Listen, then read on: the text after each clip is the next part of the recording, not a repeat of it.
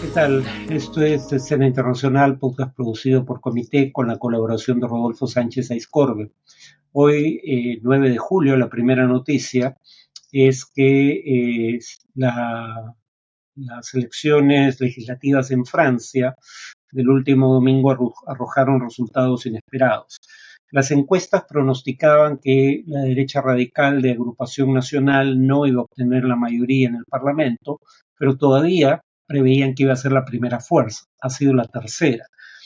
La participación electoral, habría que decirlo, tal vez esto tuvo que ver con el resultado, fue de 2/3 del padrón electoral, la más alta desde 1981, y de los 577 escaños del Parlamento francés, de la Cámara Baja, el Frente de Izquierda, Nuevo Frente Popular, vale la redundancia, fue la primera fuerza con 182 escaños, más 13 de independientes de izquierda. La alianza del presidente Macron juntos obtuvo el segundo lugar con 168 escaños. Las encuestas no pronosticaban que obtuviera el segundo lugar, en ese sentido es un éxito, si nota el tercero, pero los escaños en cuestión son mucho menos que los que tenía hasta ahora, 250. En el caso de Agrupación Nacional de Marine Le Pen, si bien los 143 escaños que obtuvo es la mayor cantidad de escaños para ese partido desde que existe como Frente Nacional y fuera fundado por el padre del actual dirigente, pero es sensiblemente menor a lo que preveían las encuestas. Y claramente muy lejos de la mayoría absoluta que había pedido para gobernar Bardella, el líder y pariente político de Marine Le Pen. Marine Le Pen dijo que el triunfo solo fue aplazado, cosa que lamentablemente, diría yo, cabe dentro de lo posible. Y Jean-Luc Mélenchon, del Frente de Izquierda, reivindicó el derecho de esa coalición a encabezar un nuevo gobierno en Francia. La segunda noticia es que el Consejo de Seguridad de la ONU se reunirá para ver el ataque ruso contra ciudades ucranianas. Este fue un ataque masivo, donde murieron en varias ciudades al menos 32 personas, pero además un misil alcanzó un hospital psiquiátrico en Kiev, la capital, dando muerte a 2 trabajadores e hiriendo a 7 personas, entre ellos niños. El secretario general de la ONU, Antonio Guterres, a través de su portavoz, dijo que atacar civiles y bienes civiles está prohibido por el derecho internacional humanitario y que estos ataques deberían cesar de inmediato. Pero el Ministerio de Defensa ruso respondió que no habían atacado objetivos civiles y atribuyó las víctimas civiles de manera absolutamente inverosímil a las defensas antiaéreas ucranianas que buscaron contrarrestar el ataque. La tercera noticia es que el grupo de derecha radical Patriotas por Europa es una nueva fuerza en el Parlamento Europeo y será la tercera por número de escaños. Tiene 84 eurodiputados. Sucede a un grupo de derecha radical que ya existía, Identidad y Democracia, que fue disuelto, y si bien tiene algunos de los mismos partidos, ahora la principal fuerza ya no es la Liga de Italia, sino Agrupación Nacional, el partido de Marine Le Pen en Francia. Y si bien están partidos como Vox, que ya estaba en la bancada de Identidad y Democracia, también integra partidos que no pertenecían a ninguna bancada en el Parlamento Europeo, como Fidesz, el partido del primer ministro húngaro Viktor Orbán. Presidirá la organización el líder de Agrupación Nacional, Jordan Bardella, el que ya mencioné, y conservadores y reformistas, la otra bancada de derecha radical a la que pertenece Hermanos de Italia, Giorgia Meloni, será la cuarta fuerza en el Parlamento Europeo, relegando al quinto lugar a los liberales de Renovar, que tradicionalmente habían sido la tercera fuerza, pero ahora, repito, son la quinta. Todavía hay además 31 diputados de derecha radical sin bancada, entre ellos los 15 de Alternativa por Alemania, que precisamente había sido expulsada de la bancada hoy disuelta de Identidad y Democracia, por las declaraciones filofascistas de uno de sus dirigentes. En cuanto al tema de análisis, había indicado en la ocasión anterior que iba a hablar de la razón por la cual derecha radical o izquierda han obtenido resultados mejores de lo esperado en elecciones recientes en Europa. La derecha radical en las elecciones para el Parlamento Europeo y la izquierda en las elecciones nacionales del Reino Unido y Francia.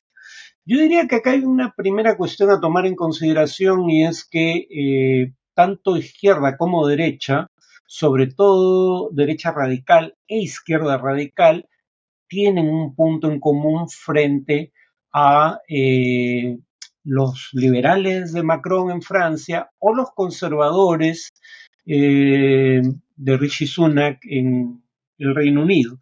Y ese punto en común es la oposición a las políticas de austeridad fiscal.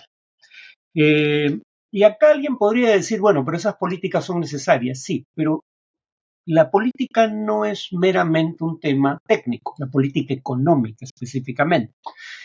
Tal vez haya razones válidas para adoptar políticas de austeridad en el plano, digamos, estrictamente económico, pero igual que en otras áreas de la política económica, también es importante el debate sobre la viabilidad política de una decisión en materia económica.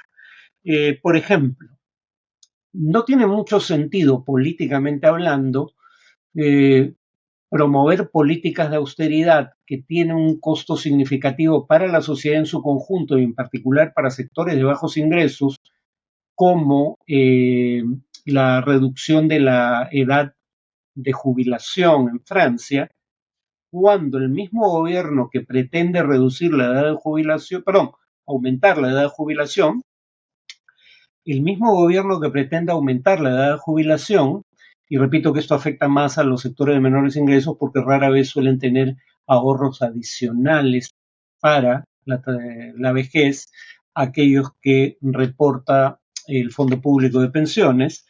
El punto es que no puedes hacer eso y simultáneamente, por ejemplo, como hizo Macron, reducir el impuesto a la riqueza. Dicho sea de paso, en el caso del Reino Unido, tanto Agrupación Nacional como el nuevo Frente Popular proponían, en caso de tener mayoría o de ser elegidos, para gobernar Francia, restituir el impuesto a la riqueza. Derecha e izquierda coinciden en eso en contra de lo que fue la posición del gobierno moderado de Macron. Además, incluso si se cree que reducir el déficit fiscal y la deuda pública como proporción de la economía son necesarios por sus altos niveles en el presente, como proporción de la economía, quiero decir, las políticas de austeridad no necesariamente son la mejor forma de conseguirlo, al menos no como políticas en lo inmediato. Primero porque suelen tener un efecto recesivo sobre la economía, o por lo menos suelen reducir las tasas de crecimiento. Y claro, tal vez las políticas de austeridad reduzcan el déficit fiscal y la deuda pública en términos absolutos, pero no los reducirán como proporción del PBI o de la economía, que es lo que se busca, si el PBI también disminuye y disminuye aún más que los recortes fiscales producto de estos mismos, del efecto recesivo que la reducción del gasto público y la elevación de impuestos para reducir el déficit fiscal y la deuda pública tienen sobre la actividad económica. Además, está el hecho de que si las políticas de austeridad tienen un efecto de contracción de la economía, o cuando menos de reducción de su tasa de crecimiento, como de hecho ha ocurrido en el Reino Unido y Francia, también van a afectar la recaudación fiscal, ¿no?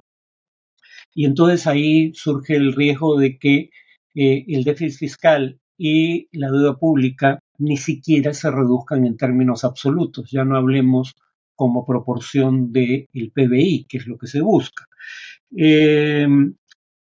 Hay ejemplos no muy lejanos en el tiempo, como el de los gobiernos demócratas de Clinton y Obama, y el de Clinton, recordémoslo, subió impuestos en la primera etapa, lo cual está dentro de las políticas de austeridad, pero no redujeron gastos.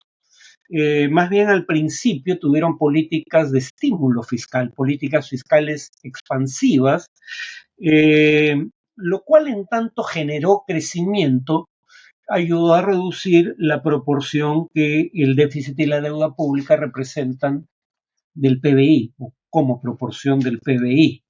Eh, por no hablar de casos como el del Reino Unido después de la Segunda Guerra Mundial, habría que recordar que según el Office for Budget Responsibility, podría traducirse como Oficina de Responsabilidad Fiscal del Reino Unido, eh, el Reino Unido sale de la Segunda Guerra Mundial con una deuda pública que como proporción de la economía equivalía a un 270% del PBI. Y en 30 años la había reducido al 50% del PBI sin grandes políticas de austeridad. No voy a entrar a la discusión de cómo lo logró y además hay algunas salvedades que hacer, como el hecho de que el Reino Unido o los Estados Unidos se endeudan fundamentalmente, sobre todo Estados Unidos, en su propia moneda, una moneda que la Reserva Federal Americana o el Banco de Inglaterra, en el caso del Reino Unido, pueden emitir. Y eso crea una situación distinta a la de países como el Perú, que en donde la mayor parte de la deuda pública está denominada en una moneda extranjera, es decir, una moneda que las autoridades del Banco Central no emiten, ¿no?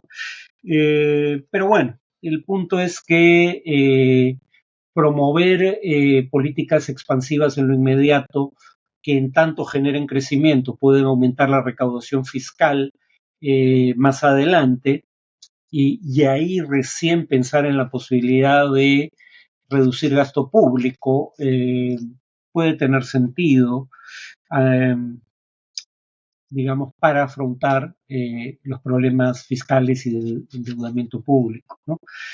Eh, Además está el otro tema, como dije, el primer tema es que izquierda radical y derecha radical, aunque no solo radicales a veces, se han manifestado públicamente en contra de las políticas de austeridad, por ejemplo en el Reino Unido y Francia, y eso los ha ayudado electoralmente. El otro tema en el caso específico de la derecha tradicional es que su estrategia de tratar de copiar la agenda de la derecha radical para ganarle votos ha fallado estrepitosamente. Y a eso voy a dedicar el siguiente podcast y tal vez el tercero de esta semana. Theresa May lo dijo explícitamente en 2017. Yo podría liquidar al UKIP, el Partido por la Independencia del Reino Unido, UKIP por sus siglas en inglés, imitándolo. Por ejemplo, haciendo propia la propuesta del Brexit, cosa que hizo en su momento un gobierno conservador, como vamos a ver. Pero diría que probablemente lo que tenía en mente Theresa May, primera ministra del Reino Unido por el Partido Conservador en 2017, cuando es esta declaración, era más bien temas como el de la inmigración. Y aquí hay un argumento plausible de la derecha tradicional en favor de hacer algo sobre la inmigración para contener el avance de la derecha radical, y es el argumento de que hay sectores relativamente amplios en las sociedades europeas, como la británica, que se oponen a una mayor inmigración, incluyendo sectores de estratos populares que tradicionalmente votaban por la izquierda, pero que en años recientes han votado por la derecha radical. Pero que sin embargo esta gente que quiere restringir la inmigración, sobre todo la inmigración indocumentada, no necesariamente comparte la ideología política de la derecha radical y que entonces se podrían adoptar políticas en materia migratoria que satisfagan esa preocupación y así privar a la derecha radical de parte de su electorado. El argumento parece tener sentido, el punto es que no funciona en la práctica. Voy a tratar de explicar por qué, ¿no? Bueno, dicho sea de paso, esto de que votantes que ahora votan por la derecha radical votaron por sectores progresistas en el pasado, es algo que uno puede ver demostrado en cómo votantes de estados en proceso de desindustrialización en los Estados Unidos, lo que se debe llamar el Rust Belt, que votaron en 2 ocasiones por Barack Obama. En 2016 votaron por Donald Trump, ¿no? Pero bueno, ¿por qué digo que esta idea de copiar la estrategia de la derecha radical no ha funcionado? En primer lugar, porque, hay investigaciones que sugieren que priorizar los mismos temas que prioriza la derecha radical, como el tema de la inmigración por parte de la derecha tradicional, puede resultar contraproducente. Una primera razón para eso es que la derecha radical no basa su, discurso en materia migratoria en hechos comprobables, sino en prejuicios relativamente extendidos en sus sociedades. Y la prueba de que eso es así son 2 estudios. El primero es una encuesta realizada a 22.500 ciudadanos europeos en 6 países, europeos y norteamericanos en 6 países: Alemania, Estados Unidos, Francia, Italia, Reino Unido y Suecia. 22.500 encuestados en esos 6 países en total, ¿no? Número de encuestados. Y en los 6 países, encuestados de todo estrato o condición social dan respuestas equivocadas en temas como qué proporción de la población local está compuesta por inmigrantes. Por ejemplo, en Estados Unidos e Italia, la proporción real es de alrededor de un 10%. 10% de la población total del país está compuesta por inmigrantes, pero la media de las encuestas arroja que en Estados Unidos se cree que esa proporción de inmigrantes es 36% en Estados Unidos y 26% en Italia, muy por encima de las cifras reales. También se sobreestima, a juzgar por esta encuesta, la proporción de inmigrantes que son de religión musulmana o que provienen de Oriente Medio, la proporción de inmigrantes que están en situación de desempleo o reciben transferencias públicas. Por ejemplo, en España se cree que cerca de la mitad de los inmigrantes reciben transferencias del Estado, o sea, dinero, básicamente. 48% de los inmigrantes, según las encuestas, recibirían transferencias. La cifra real es 11%. En los 6 países y entre, ciudadanos de toda condición social, también se subestima, en este caso, el nivel educativo y la calificación laboral de los inmigrantes, su nivel de ingreso y su aporte a la economía. En el caso español, por ejemplo, un estudio sugiere que los inmigrantes proveen al Estado por diversas vías, sobre todo pago de impuestos, un 70% más en recursos de lo que reciben del Estado español, ¿no? No solo son muchos menos los inmigrantes que reciben fondos del Estado, de lo que cree la mayoría de los españoles, sino que de cualquier manera estos aportan más al Estado español de lo que reciben en transferencias. Y así sucesivamente, como vamos a ver en el siguiente podcast. Continuaré con este tema, como indico, en esa ocasión. Eso es todo por hoy.